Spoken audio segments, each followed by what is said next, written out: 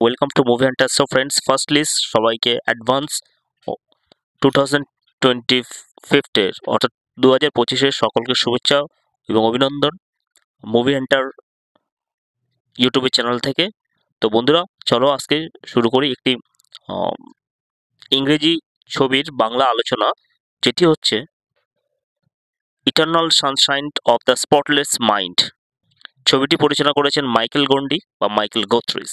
অভিনয় করেছেন gym ক্যারিস Joel barriers চরিত্রে, কেট উইন্সলেট ক্লেমেন্টাইনস ক্রুজিয়ানস্কি চরিত্রে অভিনয় করেছে।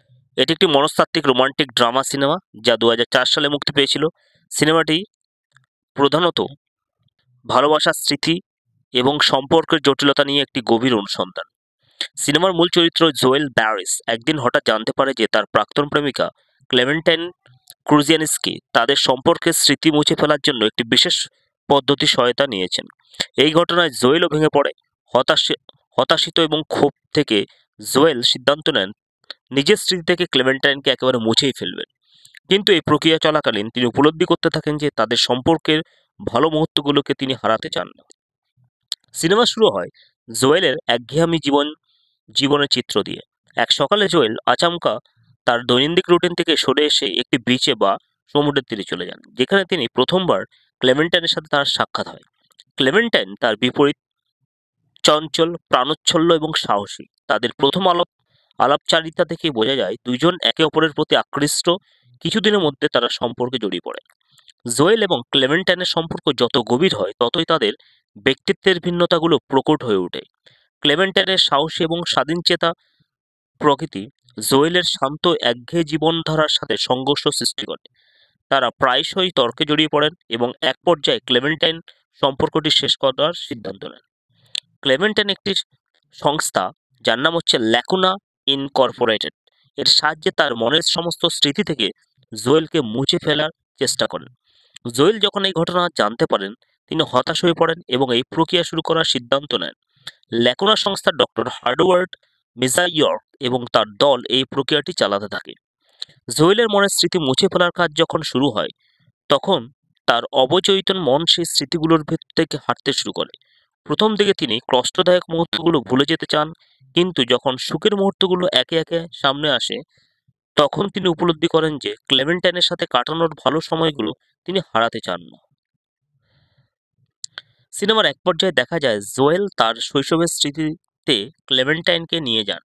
ক্লেমেন্টাইন এবং জোয়েলের দুজনই অনুভব করেন যে তাদের ভালোবাসা এতটাই গভীর যে এটি প্রযুক্তির বাধা সত্ত্বেও টিকে থাকতে পারে। যখন জোয়েলের স্মৃতিমোচনের প্রক্রিয়া চলতে থাকে, তখন ল্যাকুনা সংস্থার কর্মীদের ব্যক্তিগত জীবনের জটিলতা গল্পে একটু নতুন মাত্রা যোগ দেয়। সংস্থার একজন কর্মী ম্যারি ডক্টর হার্ডওয়ারের প্রতি আকৃষ্ট এবং পরে জানতে পারে যে তিনি নিজেও এই প্রক্রিয়ার মাধ্যমে তার স্মৃতি মুছে ফেলেছেন। এই ঘটনাটি ম্যারিকে বিচলিত করে এবং তিনি সংস্থার সমস্ত রেকর্ড ফাঁস করার সিদ্ধান্ত নেন। এর ফলে জোয়েল এবং ক্লেমেন্টাইনও জানতে পারেন যে তারা একে অপরের কে আগে ভালোবেসেছিল এবং পরবর্তীতে তাদের স্মৃতি মুছে ফেলা হয়েছে। স্মৃতি মুছে ফেলার প্রক্রিয়া শেষ হওয়ার পর জোয়েল এবং ক্লেমেন্টাইন আবার দৈনন্দিন দৈনন্দিন জীবনে ফিরে আসেন। তারা একে অপরকে ভুলে গেছেন বলে মনে করা হয়, তবে তারা আবারও একে অপরের সাথে দেখা করেন এবং আগের মতোই আকৃষ্ট হন। যখন তারা ম্যারির ফাঁস করা রেকর্ড তাদের অতীত সম্পর্কে সত্য জানতে পারেন, তখন তারা প্রথমে হতবাক হন, কিন্তু অবশেষে তারা বুঝতে পারেন যে যতই জটিলতা থাকুক না কেন, তাদের ভালোবাসা সত্যি এবং তারা একে অপরের সাথে থাকার জন্য সিদ্ধান্ত গ্রহণ করে। সিনেমাটি মূলত স্মৃতি এবং ভালোবাসা জটিলতাকে গভীরভাবে অনুসন্ধান করে। এটি দেখায় যে আমরা যতই কষ্ট পাই না কেন, আমাদের সুখের মুহূর্তগুলো মুছে ফেলতে চাই না, আমাদের ব্যক্তিগতপূর্ণ ভূমিকা পালন করে থাকে। এর প্রতিটি দৃশ্যই গভীর এবং আবেগপূর্ণ। এটি দেখায় ভালোবাসা একটি জটিল প্রক্রিয়া, যা কেবল স্মৃতি মুছে ফেললেই এড়ানো সম্ভব নয়। এটি আমাদের জীবনের একটি অপরিহার্য অংশ যা আবার ফিরে আসে।